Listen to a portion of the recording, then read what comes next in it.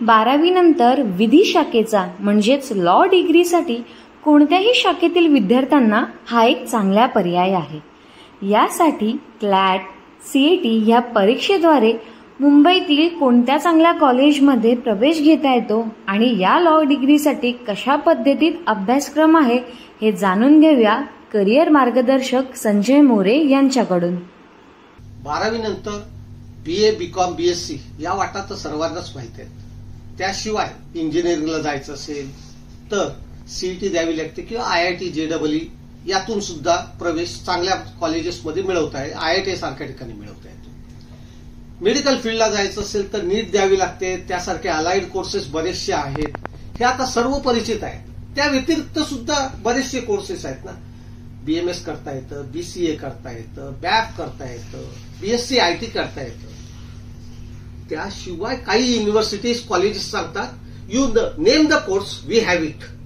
पण आज आपण चर्चा करणार आहोत ती विधी शाखेतील 12वी नंतरच्या कोर्सची। 12वी नंतर सुद्धा तुम्हाला वकील होता येतं। 5 वर्षाचा हा कोर्स जरी असला, CETतून ऍडमिशन जरी मिळत असलं तरी 5 वर्षानंतर तुम्ही एक प्रोफेशनल डिग्री कंप्लीट करता, ती म्हणजे लॉची डिग्री। त्यामध्ये तुम्हाला जाता येतं CETच्या परीक्षेतून। CET परीक्षेसाठी इतर सर्व परीक्षांना असतो तसाच कॉम्पिटिटिव्ह एक्झामचा हा अभ्यास आहे। मॅथ्स असतं, त्यातला इंग्लिश असतं, करंट अफेअर्स, जनरल अवेअरनेस असा एक सब्जेक्ट आहे, लॉजिकल रिझनिंग, क्रिटिकल रिझनिंग असं आहे। आणि ज्या फील्डमध्ये जाणार आहात तुम्ही तो म्हणजे लिगल फील्ड, त्या लिगल रिझनिंगवर प्रश्न असतात।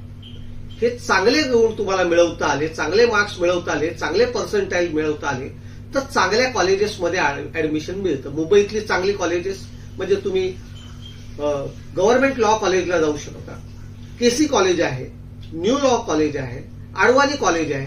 अशा चांगल्या कॉलेजेसमध्ये तुम्हाला हा कोर्स कंप्लीट करता येतो आणि तुमचं विधी शाखेमधली, लॉ मधली डिग्री कंप्लीट करून एक चांगला लॉयर तुम्हाला बनता येईल। ही अशी एक संधी आहे की तुम्ही सोडायला नको।